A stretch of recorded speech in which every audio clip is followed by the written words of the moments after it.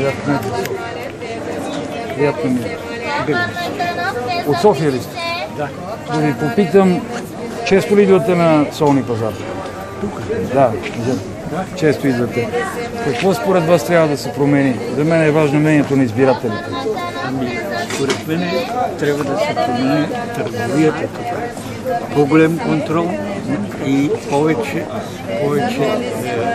честност в продаването. Че с малко дете, бих искал да ме посъветвате какво трябва да направи, каква политика трябва да проведа за неща, които вас ви дразнат в София. От кой квартал сте, първо ми кажете? Оборище. От Оборище? Да. И какво трябва да се направи в Оборище? Какво има нужда Оборище? Изобщо в центъра, според мен най-основното е, че улиците въобще не са пригодени за движение на колички. В смисъл само на някакви места и подлезите не са, само на университета може да се мине, старите лайсни седат и тези новите колички въобще не могат да минат.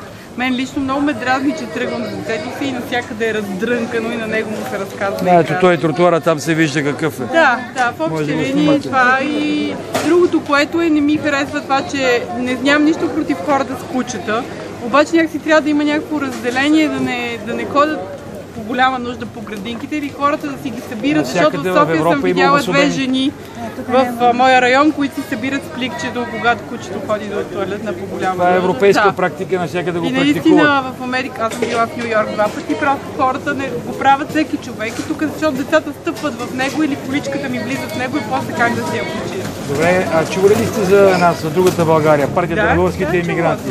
Къде, в Ню Йорк или тук? Тук. Аз съм нейният председател, приятно ми и съм кандидат кмет за София. Нещо да ми кажете какво да направя друго за София? Друго не се сещам в момента. Тук е личният ми телефон и имейла. Винаги може да ми се обадите и да ме посъветвате. Добре. Аз за разлика от другите политици си дам телефона. Добре. Приятен ден.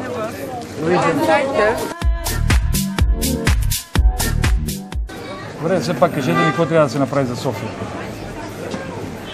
Напред младежта трябва да се оправи това. Какво трябва да направи кмет за София? Работа на хората. Това го мисля и аз. Само работа, другото го остави всичко. Има ли работа? Няма да работа. Няма да има хайдути, няма да. Да, не мотива да ги кара към престъпление. Трудно яде, пие богат, пари от него и се стискаш, нямаше 500 кг. Защото крадеш много просто. Като основни проблеми, които трябва да се коригират във вашия квартал или проблемите на София? За нас, пенсионерите, проблема е само един. Да го чуя. Който дойде на власт да оправи пенсионерите. Жена ми взима 180 лева пенсия. Това кмета едва ли би могъл да го оправи? В Гърция, мой близък, може да го оправи. А в Гърция, мой близък грък, който знае български, получава 950 евро. Обикновено баща. Това е единственото, което искам от който и да е. Малко искам.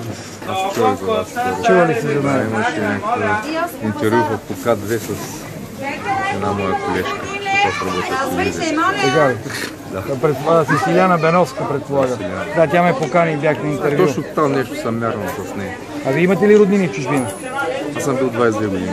Музикант ли сте бил? А да ми кажете какво трябва да се промени. За мен е важно мнението на софиянци. Значи етапа по четвъртинката да изчезне. Само това ли ви дразни в София? Бе, въобще чистотата ме дразни, къде всеки фъгна по улиците. Си за една маса 700-800 лева за една маса. Да? Знаем. Да, един месец 800 лева. До 1000. А имате ли осветление, отопление, такива неща? Не, тук така простотия не съм виждал. Ето всеки не става. Всичко трябва да се промени на пазара. Всичко. Не може да маса метър на метър и да струва 800 лева. Да, трябва да от махагон поне. И да не ти дадат да нищо си направиш как да ти е удобно. Ти дадат да си направиш да ти е удобно. Сега на те новите маси нищо ти дадат да пишеш. А никак не удобно си пеш тук. Просто е народа, просто няма култура. Вижте, като кандидат кмет, какво мога да направя? Значи, щом се е кандидат кмет, значи може да кандидатстваме към нас. Ние да се чувстваме добре, да имат хората работа, поне някаква работа с... Трудова заетост. Да. Аз съм на квартира, аз съм личи от Бургас. От Бургас? Да. Бургас по-добре ли се живее от тук? Ние кава пъти по-добре. Нали, Добре. Искам да има работа за всички, да няма, нали, защото като няма работа, стават кражби и стават грабежи. Като има работа, всеки ще бъде спокоен. Така хората са поводели. Проблема е начин на паркиране в момента тук, защото аз си в центъра паркирам и това за мен не е проблем. За мен не е проблем да паркирам, защото аз имам винаги място, пък и съм живеещ тук. Да. Но имам бизнес тук и бизнесът се разтури. Няколко апартамента генерирам буклук за колко човека, аз съм сам. За един човек. Примерно. В нашата програма е залегнало по този начин. Буклука е реално привързан към консумацията на енергия и на вода. Още един проблем. За паркирането на старите автомобили имам и стар автомобил служебен, който в момента не го ползвам. Залепили са ми жълт стикер да го премахна. Премахвам го, но дали ще ми премахна данък? След като вече не тежа на общината и не го държа. Това е интересен въпрос. Има много неща, които не са изчистени. Добре, не би ли трябвало... На каква база тогава аз да го премахна от улицата, след като данък? Аз пак продължавам да дължа данък. И в един момент, ако го плата, за какво съм го премахнал? Ето ти проблем. Според мен не трябва ли да го отчислите в общината? Защо трябва да го отчислявам? Аз си го държа от двора.